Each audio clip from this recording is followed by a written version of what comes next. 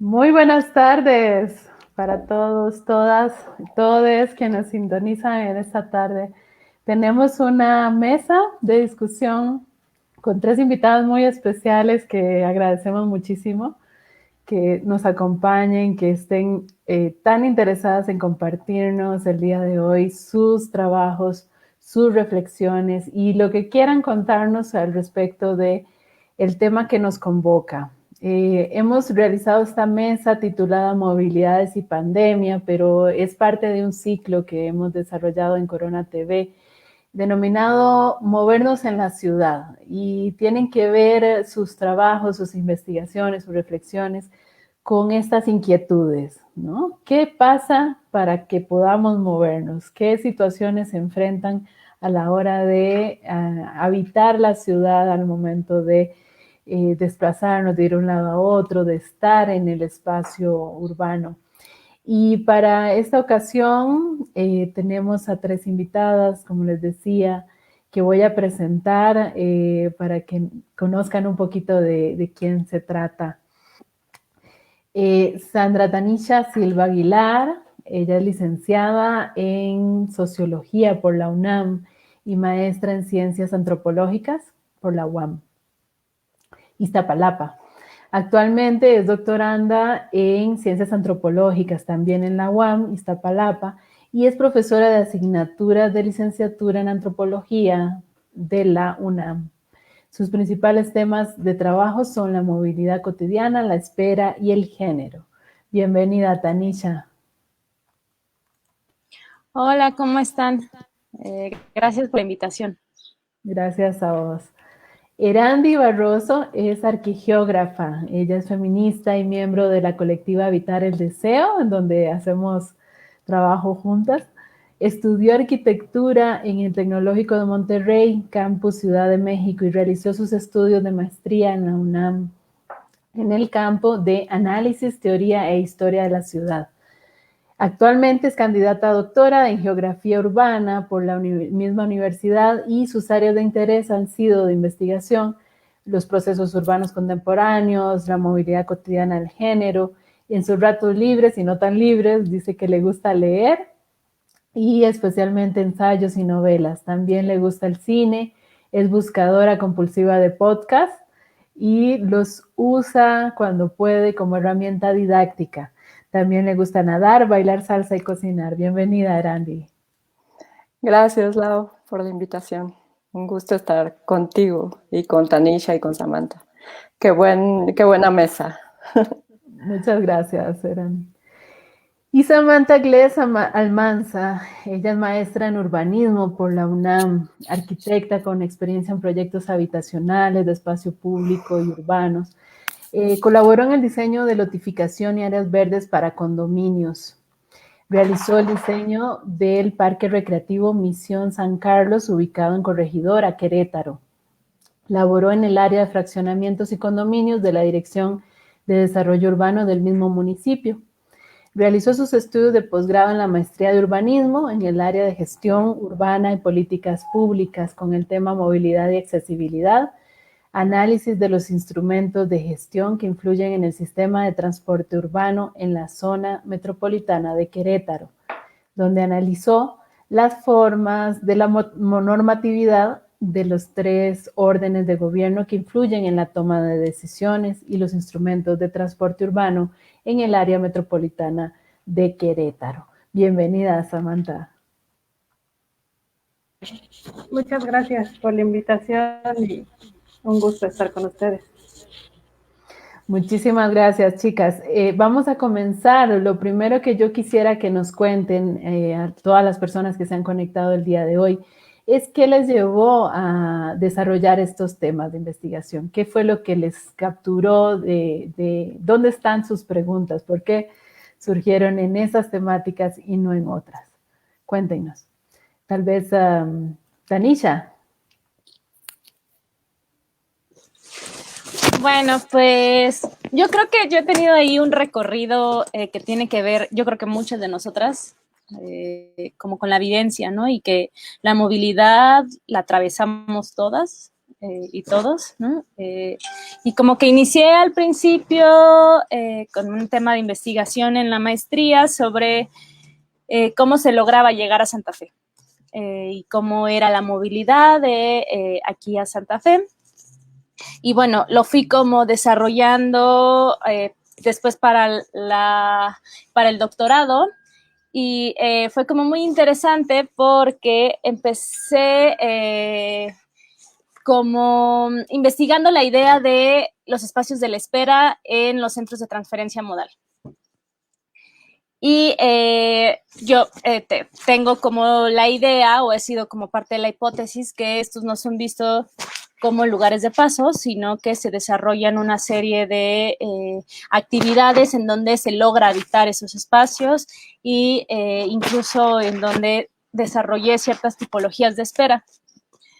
En una de ellas estaba la tipología de espera por intercambio de productos. Yo ahí lo tenía como más o menos sondeado, no tenía tan claro. Y fue que poco a poco empecé a entender que pues en realidad tenía que ver con la idea del bazar.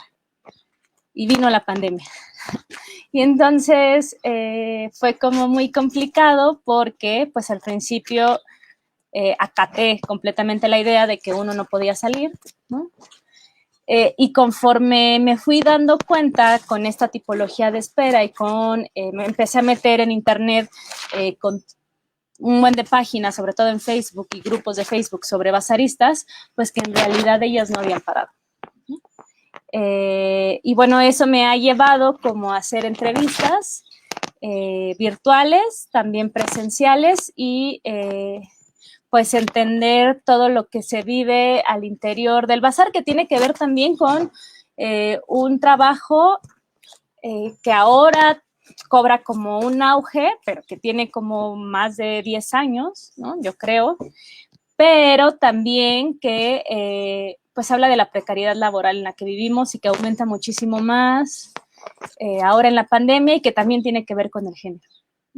Y bueno, creo que hasta ahí lo dejaría.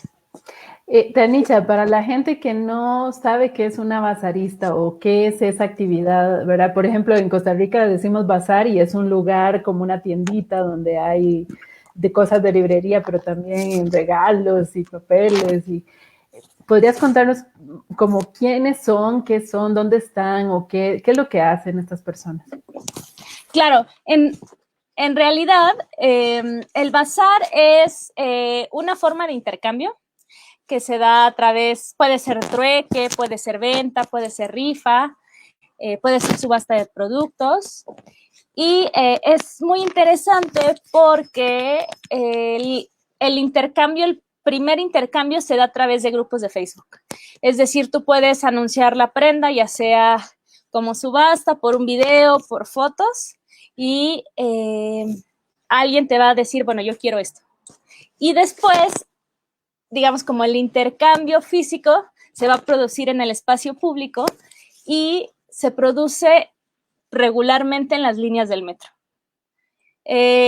Antes de la pandemia era mucho más fácil que se realizara al interior de las líneas del metro y después con la pandemia, bueno, hubo una serie pues de situaciones en donde las autoridades del metro las expulsaron de estar ahí, digamos, como medida, pues,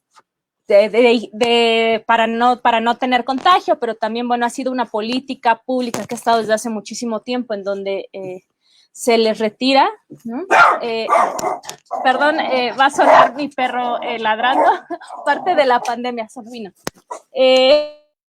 Lo vino. Y bueno, Chabacano es un centro nodal, el metro de Chabacano, que aparte incorpora 3 líneas del metro. Y bueno, a mí me parece que es central para pensar la movilidad.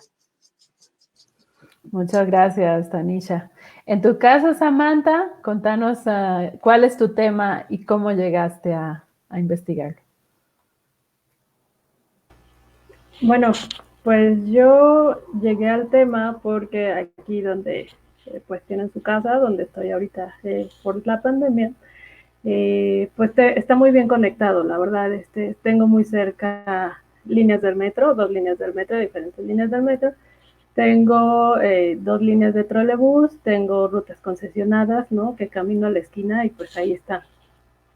Entonces trabajo en Querétaro y la única movilidad que yo tengo es el coche, ¿no? Y sin coche pues no te puedes mover, o bueno, sí te puedes mover, pero lo que estaba acostumbrada aquí de hacerme recorridos máximos de media hora, allá me hacía recorridos en transporte público de hora 45, 2 horas, viviendo en la zona central, ¿no? O sea, ya ni siquiera periféricas, ya ni siquiera otro municipio, sino en la zona central. Entonces, pues eso me llevó a decidir que, bueno, primero quería regresar a estudiar algo con el tema, y la otra que ese tema era movilidad, ¿no? O sea, porque yo pues me sentía pues limitada, ¿no? O sea, siento que si de por sí aquí en la Ciudad de México falta mucho por hacer en la movilidad, en los estados, o sea, creo que solo la zona metropolitana de Jalisco es la que está como un poco más avanzada, pero los demás están demasiado limitados, ¿no? O sea, te digo, allá tenía que caminar, pues aproximadamente 20 minutos para llegar al transporte público, más esperarlo. Y pues bueno, la imagen que te mandé para el cartel, ¿no? En el que se ven las personas cruzando avenidas largas de 4 carriles de ida, 4 carriles de vuelta, pues esa avenida yo también la crucé, ¿no? Y la crucé con mis perros, uno que es ciego, y entonces que dije, wow, o sea, esto yo lo hago con mis perros, pero ¿qué serán personas que tienen limitaciones, ¿no? O sea, o pues mamás con el niño que tiene que cruzar corriendo, o que tienen que pagar un transporte o 3 pasajes más para pasar el otro lado de la avenida porque la ruta no da la vuelta, porque o se acaba la ruta del otro lado, ¿no?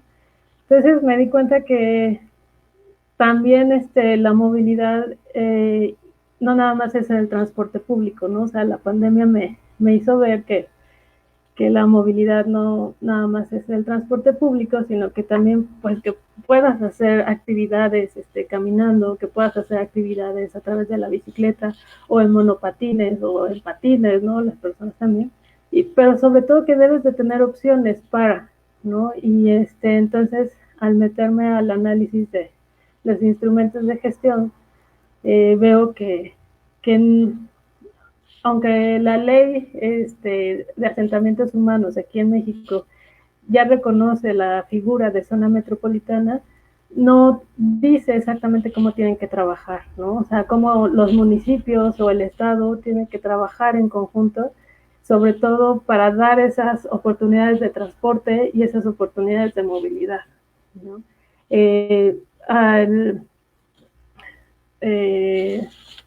O, por ejemplo, ¿no? Está el Instituto de Transporte del Estado y él solo tiene convenios con un municipio de los que conforma la zona metropolitana, ¿no? Que son 5.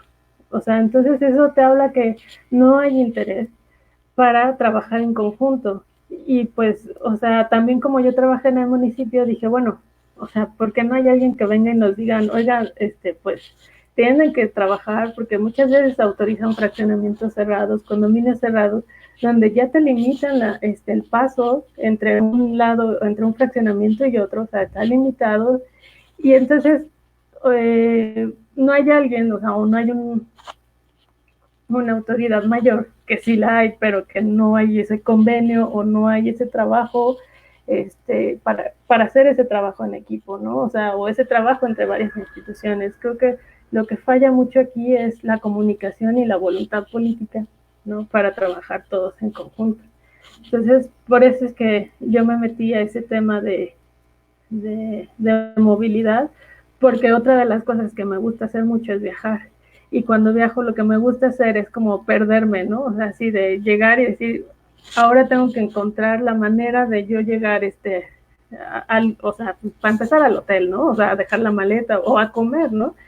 Entonces, el tener esas oportunidades a donde he ido, que te facilitan algunas aplicaciones y que son cosas tan sencillas que se pueden hacer aquí, pues tal vez me gustaría hacerlo, ¿no? Aquí que se pueda. Y digo, la Ciudad de México sí, donde estoy yo, tengo muchas opciones, Sé que la periferia no, y sé que muchos de los que están en la periferia por eso prefieren irse fuera a otros estados.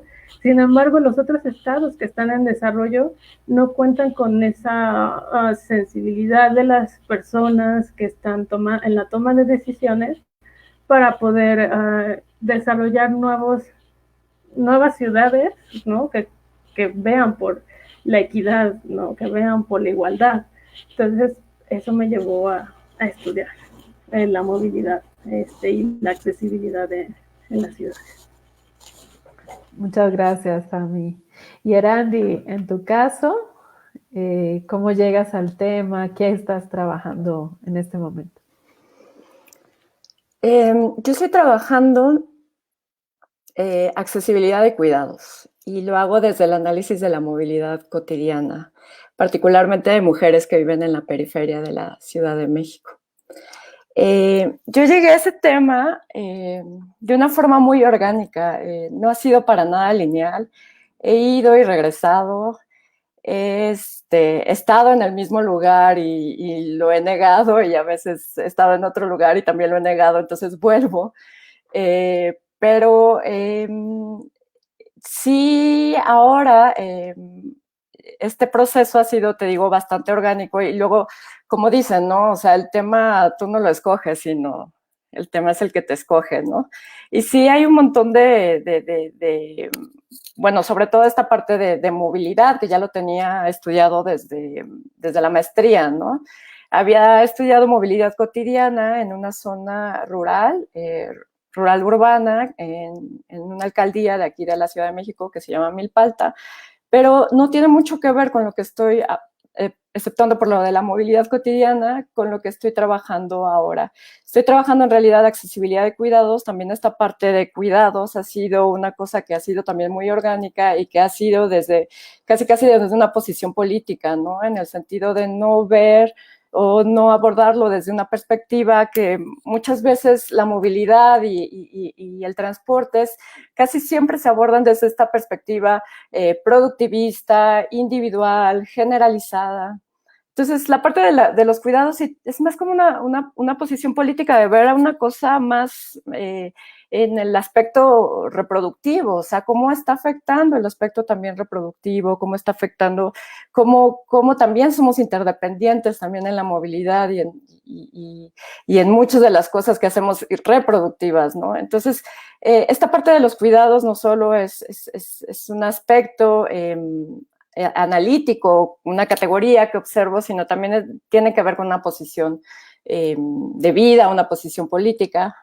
Entonces, pues también esta parte de accesibilidad y cuidados a través de la movilidad es como he estado llegando al tema, ¿no? Y me importa también la movilidad, o sea, justo como dice Samantha, ¿no? O sea, uno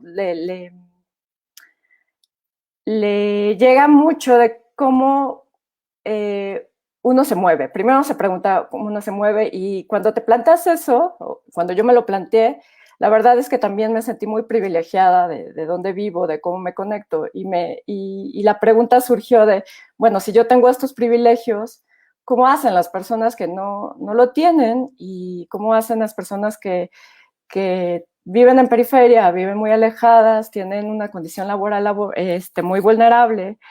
Y justamente desde este enfoque, o sea, ¿cómo hacen también para hacer no solo su vida? Porque tenemos mucho a separar lo productivo de lo reproductivo, pero en realidad es una sola cosa, una línea, ¿no? O sea, que no se separa, está muy ligada, sobre todo para las mujeres y las mujeres que trabajan, ¿no? Entonces, bueno, yo llego a este tema en preguntarme primero de mí misma, preguntarme en qué posición estoy, preguntarme también de mis privilegios, y a partir de ahí es cómo hacen para moverse, para conectarse, para tener acceso las personas que no lo tienen, ¿no? Y también desde qué posición lo quiero ver. Mi posición, como te digo, no ha sido de una posición más productiva, sino una posición más es que no quiero separar lo productivo y reproductivo porque efectivamente, pero luego es quizá Pero donde... igual nos podrías contar que, cuando dices lo productivo, lo reproductivo, ¿de qué estamos hablando? ¿Cómo a qué te refieres? Claro, generalmente muchos de los estudios de transporte y de movilidad están enfocados mayormente en los viajes laborales, por ejemplo. A eso me refiero con lo productivo, es casi lo que hace, sí, lo productivo. Los viajes laborales o los viajes a la escuela, casi todo se enfoca en ello, ¿no? Pero también esto no está separado, está muy ligado con lo otro, está muy ligado con los viajes para ir a comer, con los viajes para ir al súper, sobre todo para las mujeres, ¿no? Con los viajes para recoger a los niños, con las formas de organizarse, ¿no? O sea, y por eso me cuesta también explicarlo porque no me gusta separarlo, porque al final justo lo que argumento es que todo está muy unido y todo está muy...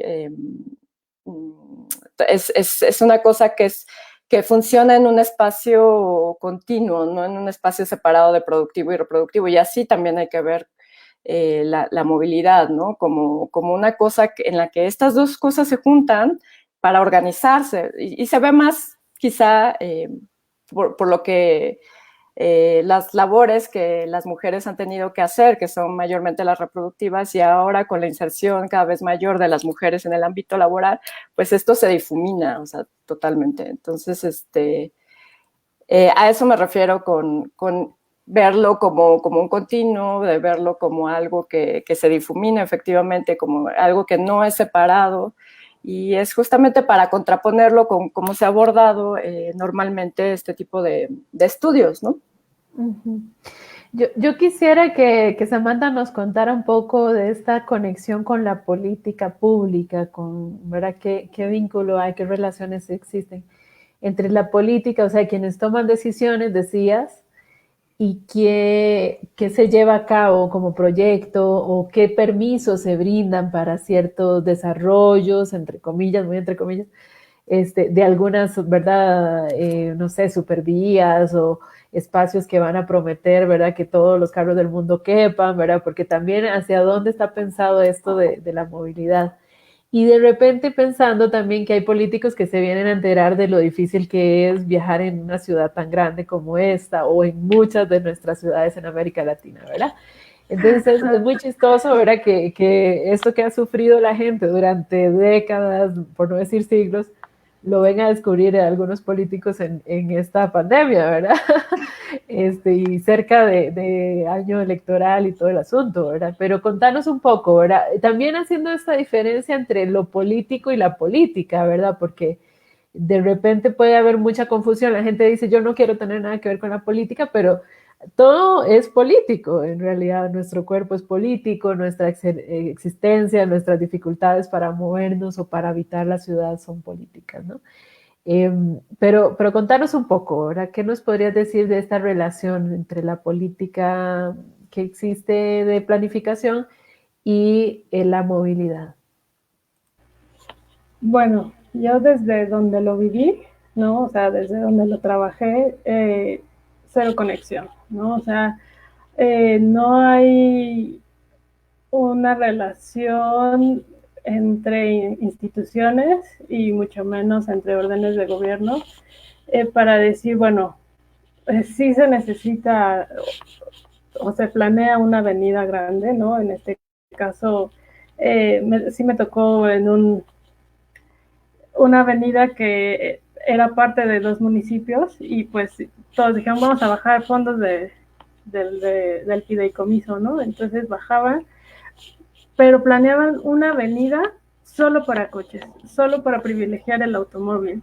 O sea, en esa avenida no hay planeación. Bueno, para empezar, las banquetas que se autorizan es de 1.50 de ancho y en esas banquetas los desarrolladores ponen el mobiliario urbano y ubican parte de la guarnición de la vialidad en esa banqueta, ¿no? Entonces te queda una banqueta realmente para hacer uso de las personas de 60 centímetros, que imagínate tú una señora con carriola o el niño que va en el triciclo o una persona en silla de ruedas, imposible, ¿no?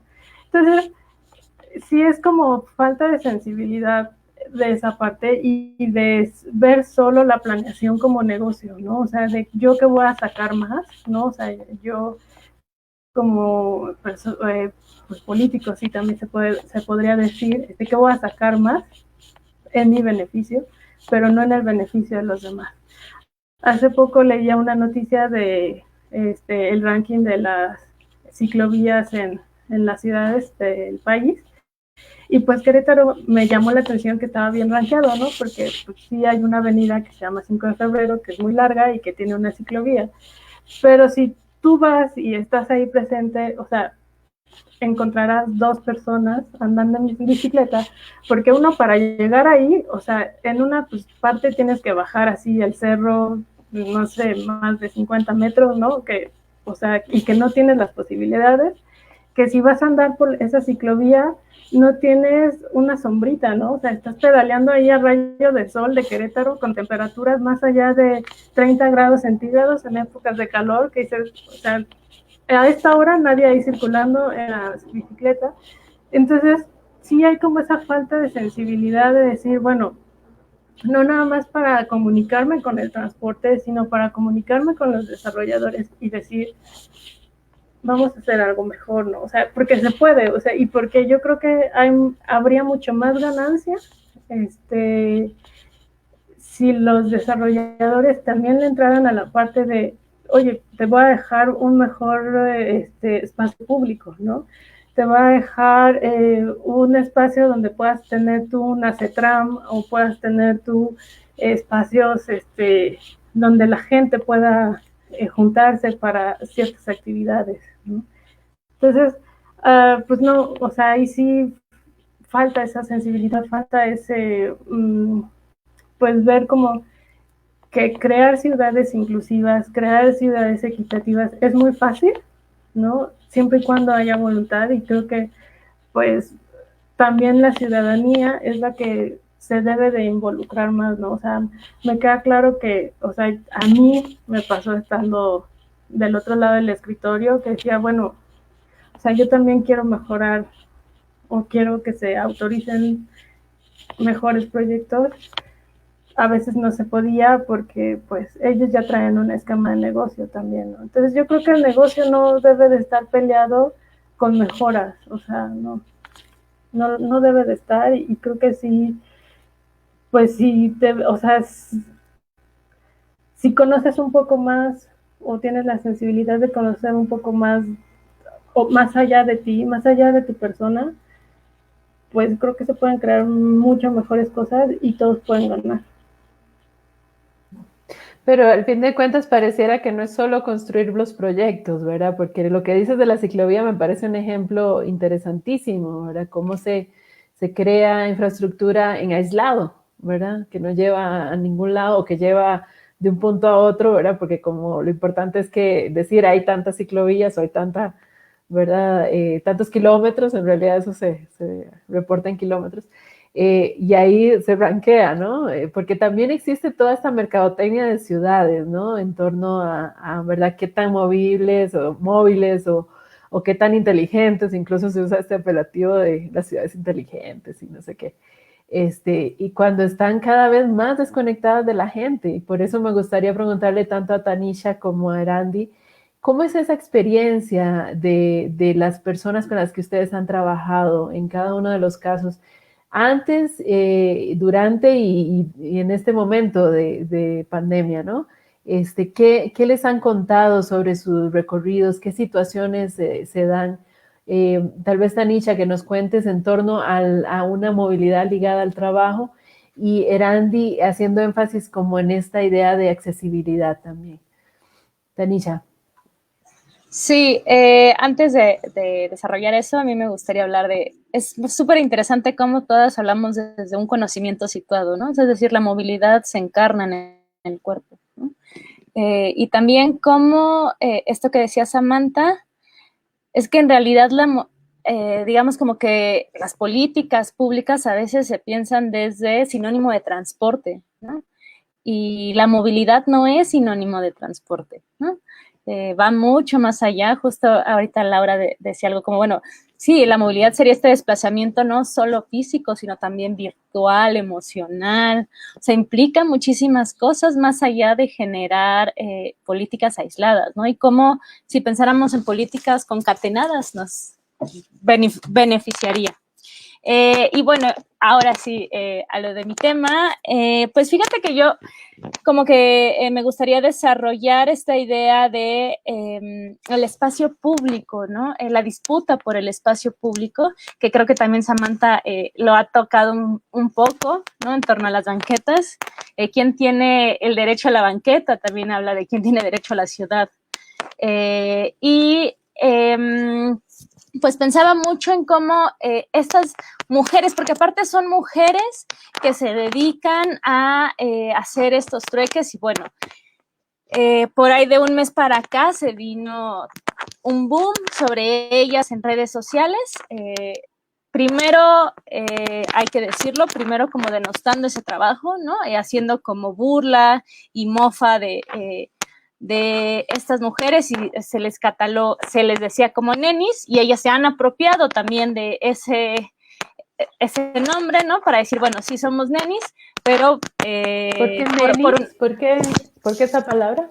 Nenis es como una idea de nena y se empezó a hacer mofa porque ellas, pues por lo regular, cuando le escriben a la chica, porque aparte en realidad sí hay hombres, pero es un porcentaje mínimo a este trabajo que lo realizan las mujeres. Entonces, ellas le escriben a la clienta como, neni, te veo abajo del reloj, ¿no? O, oye, nena, te veo en la salida del metro Chabacano, línea 2, ¿no? Que es la línea sur. Una serie de digamos, como de mofas, ¿no? Así como, fíjense, yo incluso pensaba en esta mofa que se le hacía con la idea de la mamá luchona, ¿no? Bueno, como que empezó un poco siendo similar, ¿no? Y ahora, bueno, ellas se han apropiado de ese nombre y, bueno, han dicho, sí, somos nenis, pero, resistimos, ¿no? Las nenis que resisten, las nenis que resisten este trabajo, esta precariedad laboral, ¿no?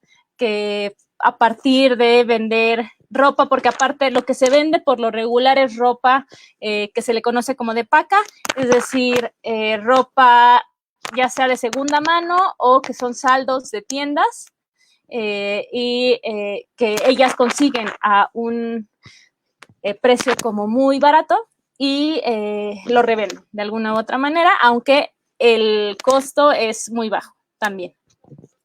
Y entonces es muy interesante porque es un engranaje de trabajo en el cual las mujeres necesitan no solo a las bazaristas, sino también a partir de la pandemia se ha aumentado a la figura de la recolectora.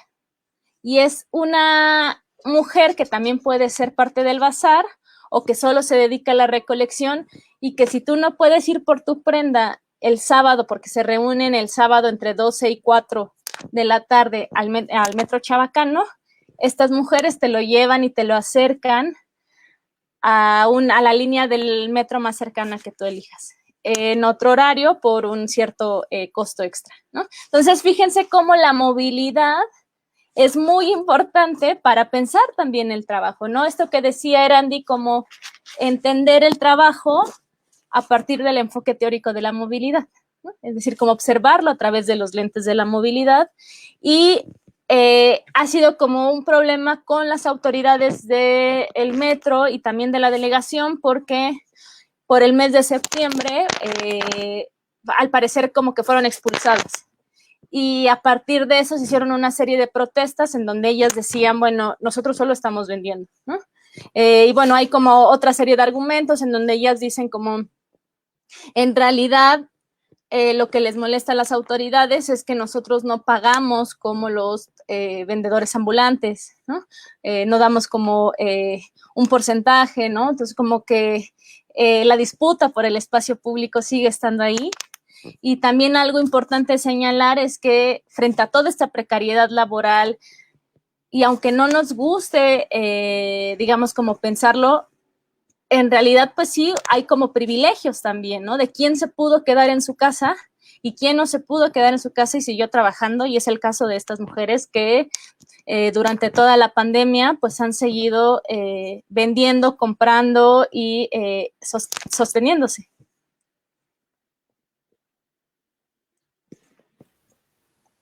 Y en el caso de las trabajadoras domésticas, Erandi, ¿qué nos podrías contar? Sí, efectivamente yo estoy trabajando con trabajadoras del hogar. Esto ha sido también una cosa muy orgánica. Decidí trabajar con ellas porque por el enfoque, digamos, el concepto de movilidad que estaba abordando, que es un concepto que desarrolló Paula Girón y Pablo Mancilla, que se refiere más como al sujeto, como a observar a la persona y su habilidad o las habilidades que puede tener de negociar en tiempo y espacio, pues el poder conectarse con personas, con otros lugares. Entonces, pero lo bueno de este concepto es que se enfoca no tanto se enfoca en la habilidad, ¿no? que puede tener la persona, se enfoca en la persona. Ahora, esta habilidad puede depender de muchos factores, o sea, desde dónde vive, lo físico-territorial, hasta lo sociocultural, ¿no? De quién es, qué posibilidades económicas tiene. Entonces, yo decidí trabajar con las trabajadoras del hogar y que vivieran además bueno, me estoy enfocando en trabajadoras del hogar y que vivieran en este tipo de vivienda masiva de interés social, que, bueno, me refiero a todas estas casas que vemos en las periferias, como Casas Geo, Casas Arat, todas estas hectáreas que vemos de vivienda repetida, ¿no? Entonces, en ese sentido, pues yo tenso dos cosas, ¿no? Tanto lo físico-territorial, o sea, que son siempre en las periferias, siempre alejadas, con muy bajo acceso, hay muchísima literatura acerca de eso, y además con una vulnerabilidad económica y laboral, ¿no? Que son con las trabajadoras del hogar. Entonces, bueno, particularmente las trabajadoras del hogar, de por sí, bueno, con lo que he visto, o sea, este trabajo se sigue centrando, como muchos otros, en zonas centrales de la Ciudad de México, ¿no? En áreas centrales de la Ciudad de México. Muchas de ellas hacen, o sea, desde 4 a 7 horas diarias, ida y vuelta en transporte público. Y muchas de ellas hacen más de 100 kilómetros, 125 kilómetros en transportarse. La parte organizacional, muchas de ellas tienen dos lugares donde tienen que ir, ¿no? Entonces se trasladan por diferentes puntos de la ciudad, ¿no? Entonces todo esto ya es como lo tienen muy difícil, moverse lo tienen bastante difícil, ¿no? Ahora, ¿qué pasa con la pandemia?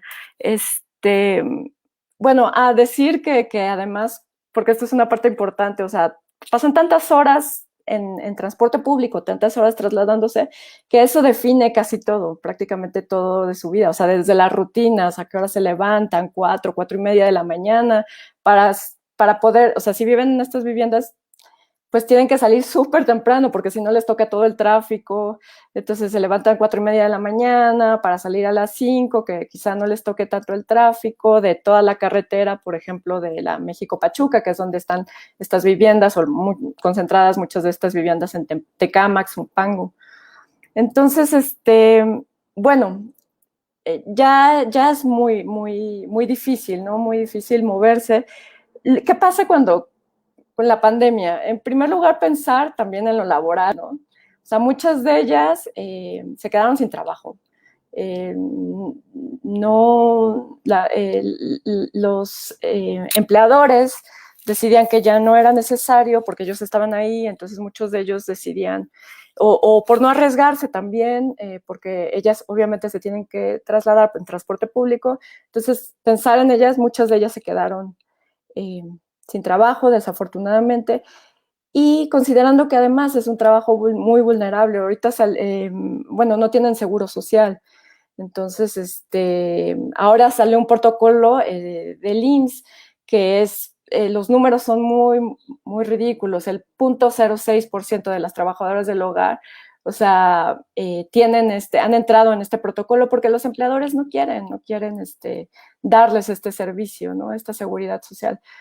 Entonces, con la pandemia, todas estas horas resulta un poco paradójico porque con la pandemia, de estas 7 horas que podían hacer, porque he encontrado varios casos donde hacen hasta, o sea, entre 4 a 7 horas aproximadamente en transporte público, pues se reduce quizá un par de horas, ¿no? O sea, en ese sentido, para alguna de ellas quizá fue un poco, si no más fácil, porque para muchas de ellas sí que tuvieron que ser despedidas, o eso sí, en cuestión de traslados, sí tenía que ver con una parte un poco más, en cuestión de tiempo, más bien, del uso de tiempo, tenía que ser, era, digámoslo así, pues tenían menos tiempo y quizá más para poder llegar más temprano a casa, convivir con su familia, etcétera.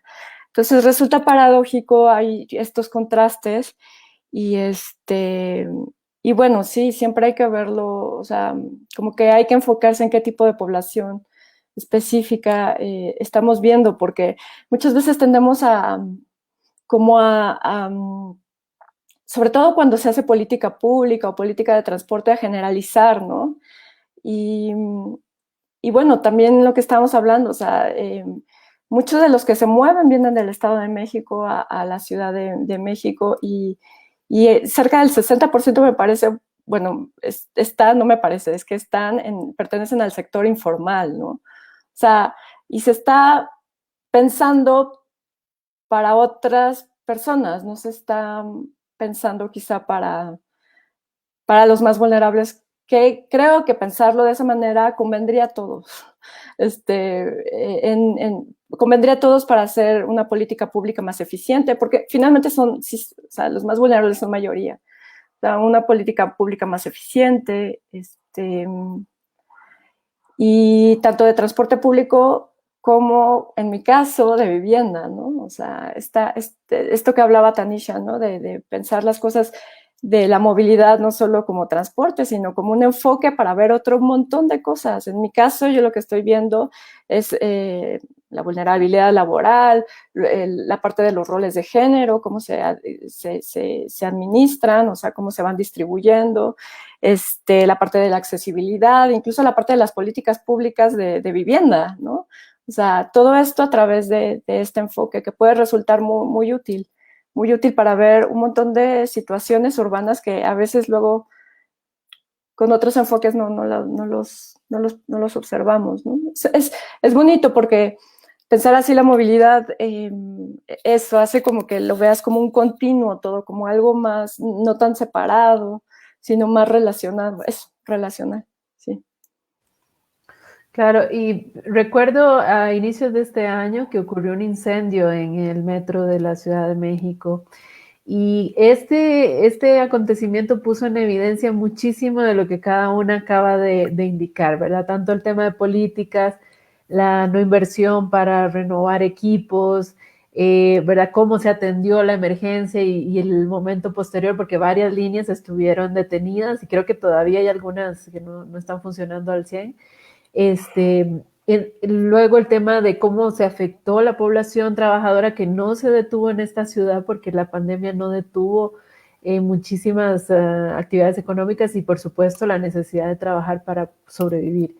Y por otro lado también el tema de las distancias y los tramos, ¿verdad? Estos de viajes, ¿verdad? Que justamente con la pandemia hemos visto cómo hemos tenido que vivir en otros ritmos, ¿verdad? Desde para hacer la fila y poder comprar alguna cuestión hasta las esperas, ¿verdad? Todo el tema de los transportes que se redujeron o que cada vez como que quedaban menos fáciles de tener acceso a estos, como era en una situación antes de la pandemia.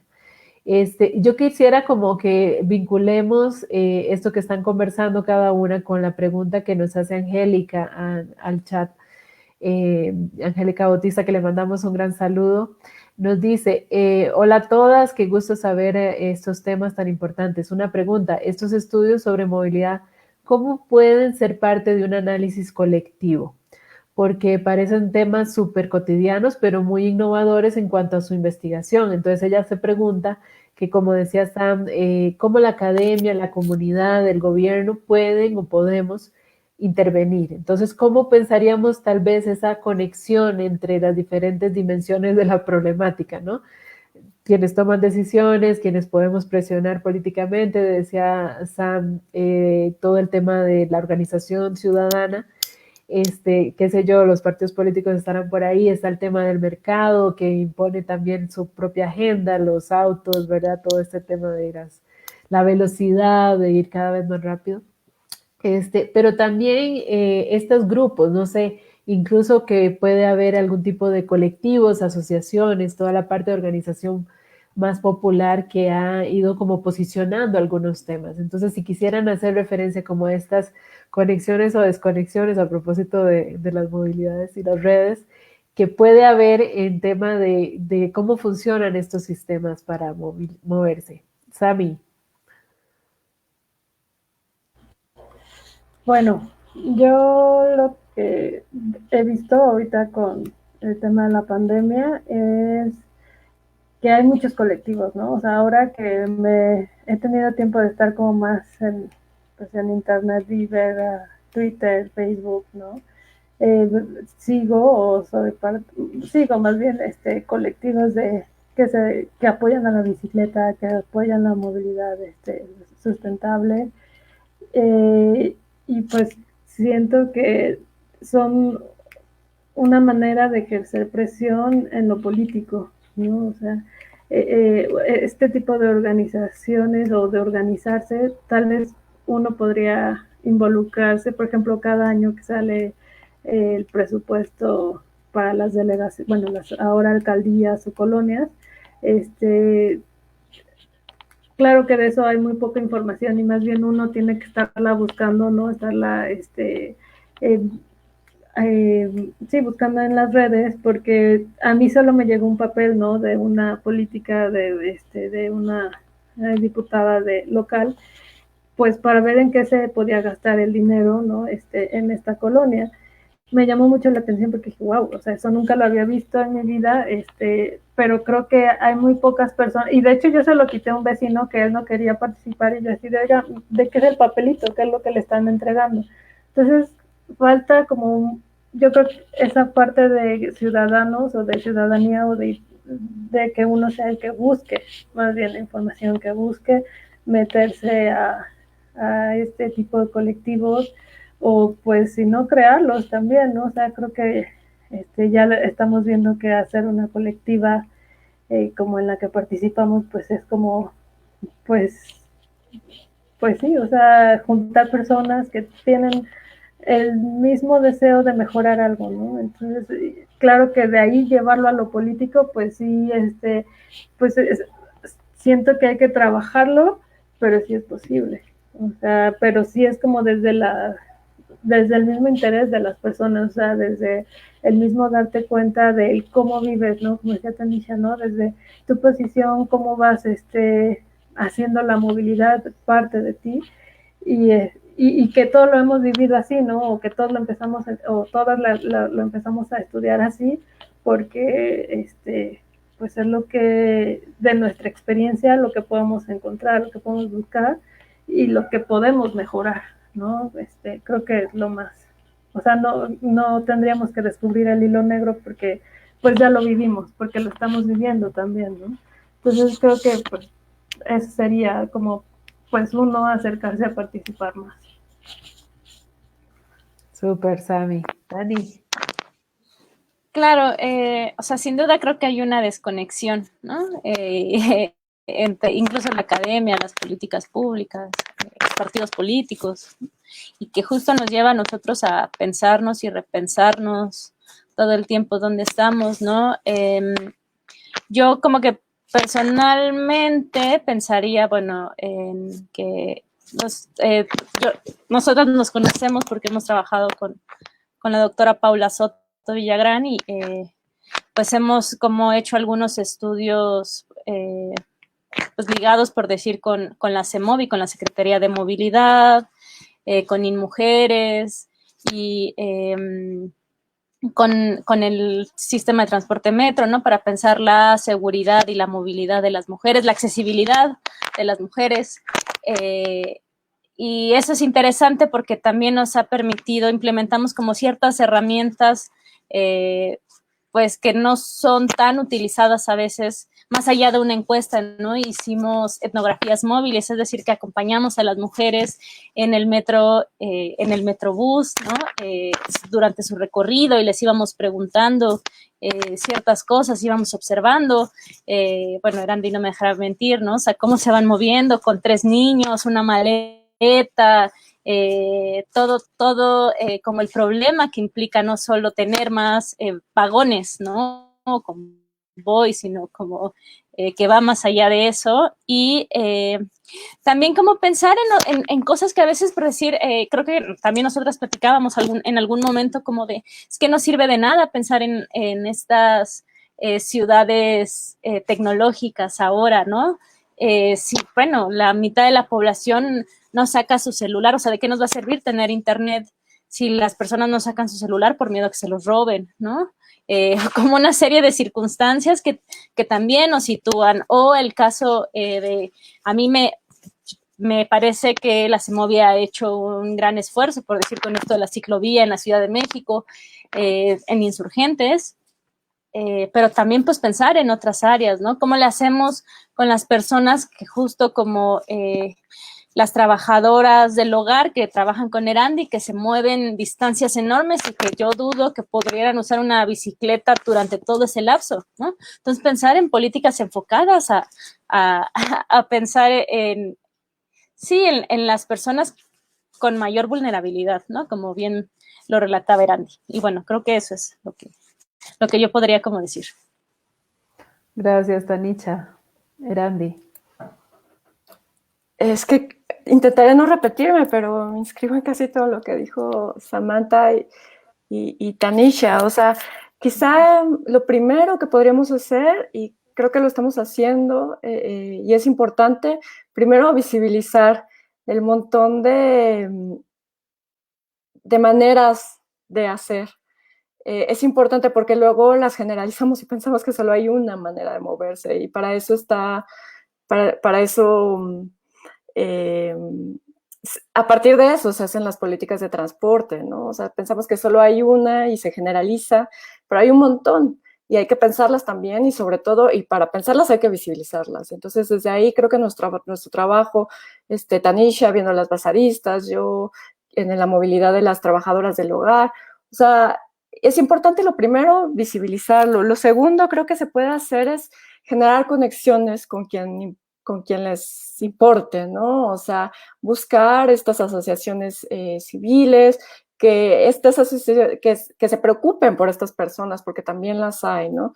Luego tocamos puertas y nos podemos frustrar mucho porque la mayoría lo cierran y las cosas están como están, pero es importante también en esto de generar conexiones, pensar que tanto la democracia como ahora que está muy de moda hablar del derecho a la ciudad, es algo muy activo, ¿no? No es algo así de pasivo y yo espero a que me den mi derecho a la ciudad, ¿no? El derecho a la ciudad se exige, el derecho a la ciudad se busca, se habla, y entonces en ese sentido lo que decía Samantha, o sea, hay que estar bien activo, hay que juntarse con personas que también les importe, que lo que dices no lo echen como, o sea, que valoren el trabajo y valoren tus preocupaciones, pero eso nos hace, o sea, eso se hace buscando, y buscar es una palabra muy, muy activa. Entonces, pues en ese sentido, eso también se puede hacer, ¿no? O sea, generar conexiones. Las coordinaciones que decía Samantha, que decía Tanisha, son súper importantes. Coordinar desde los activismos, desde los colectivos y las colectivas, con las asociaciones civiles, conectar, o sea, hacer esas conexiones. Y la primera, o sea, la verdad es que si hablamos de transporte público, todos sabemos la falta de coordinación en todos los niveles, como bien lo apuntó Samantha, ¿no? O sea, es muy triste porque desde lo primero, o sea, la falta de coordinación institucional es lo primero que que hay que repensar, ¿no? O también hay un montón de cosas que se mueven que también hay que tomar en cuenta, ¿no? Y bueno, eso, o sea, quizá yo creo que ese tipo de conexiones, ese tipo de cosas son las que se pueden hacer también en colectivo, pensar, es que no se puede hacer de otra manera, o sea, las cosas que importan, o sea, que se pueden hacer, las cosas importantes se deben de hacer en colectivo y pensar entre varios, ¿no? Sí, me encanta escucharlas porque justamente con el nuevo paradigma de las movilidades se está pensando la movilidad como una forma de habitar. Y lo que ustedes nos cuentan y nos llevan a reflexionar es cómo, ¿verdad? No es solo ir de un punto a otro o cuánto dura o cuánto tarda o cuánto le cuesta ese viaje, sino que tiene que ver con toda una experiencia, ¿verdad? Para las personas, para estos cuerpos que también importan y que han sido invisibilizados durante muchas ocasiones.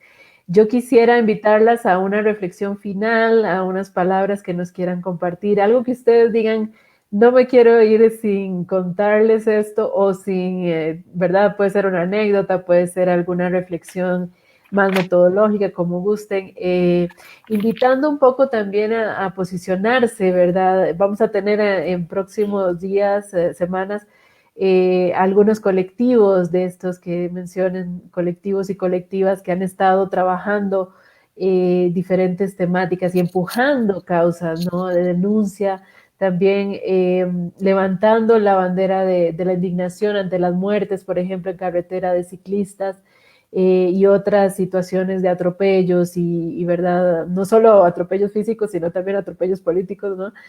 Porque siempre queda como de lado esta población, pero vamos a tener también a escuchar un poco de la periferia en Guadalajara, de cómo es ser ciclista en estas zonas periféricas, incluso en Chimalhuacán nos van a acompañar un colectivo contando de sus anécdotas, pero y sus historias, su lucha política para posicionar el tema de espacios seguros para la bici, también la bicicleta como una herramienta de integración.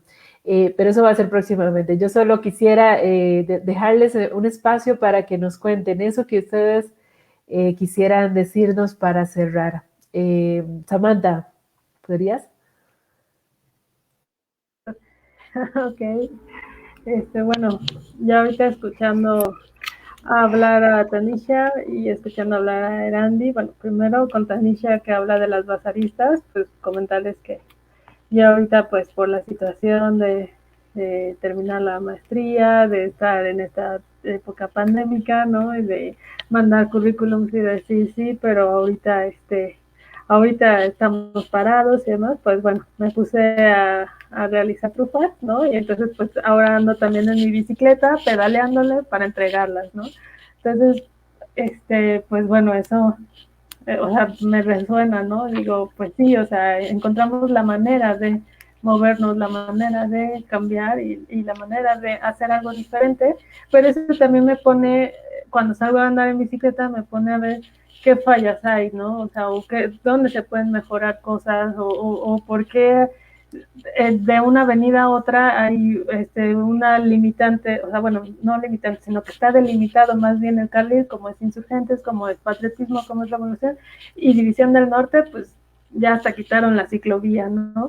Entonces, sí es como, o sea, pues voy analizando y voy viendo, mira, aquí, o sea, como viendo más cosas y escuchando a Randy que dice que todos somos, pues estamos en movimiento, ¿no? O sea, ver que somos, las ciudades son movimiento, que todos tenemos o todos participamos de ellas, ¿no? Y que todos somos una parte de esas ciudades y que todos podemos irlas cambiando. Entonces, pues bueno, esa fue mi reflexión de estar aquí hoy con ustedes. Muchas gracias, Ami. Tanisha. Yo pensaba también un poco igual que Samantha, esto de cuando uno lo vive, ¿no? Yo pensaba como varias cosas. Una es, yo también cuando uso la bicicleta me doy cuenta cómo los automóviles violan, ¿no? Muchísimas reglas, ¿no? Me frustra, ¿no? Pensar que no sé, voy en el carril de la ciclovía, que no es la de Insurgente, sino cerca de mi casa, de su casa en Santa María la Ribera, y es súper complicado porque los coches estacionan en doble fila en ese carril, ¿no? Y justo como que cuando tomo el coche, me hago consciente de eso, ¿no? Y todo el tiempo estoy como pensando, no vaya a ocupar el carril de las bicis, ¿no? Incluso aunque esté vacío, no tendría por qué ocuparlo, ¿no? Eso sería una. Dos, rápidamente, como que esto que decía Laura, como cuando se quemaron el metro, es decir, colapsó la ciudad. Y pensar en este término de género, en donde las mujeres no solo ahora le tienen miedo al acoso sexual en el transporte público, sino también miedo al contagio, ¿no? Es un doble miedo que estamos como encarando todo el tiempo y pensando también como en las autoridades, pensar en ciertas cosas a propósito de los centros de transferencia modal, que son los paraderos, es decir, no son lugares de paso, ¿no? Deberían de existir baños familiares, ¿no? Deberían de existir bancas para que la gente se pudiera sentar, ¿no? Porque el problema Se está cortando un poquito, Tanisha. El contagio no es porque te vayas a sentar con otra persona, sino porque no, digamos como que no hay un lugar donde uno pueda como medianamente tomar Se nos congela un poquito. Y es que lo que estás diciendo me parece tan importante. Vamos a darle chance a ver si se reconecta.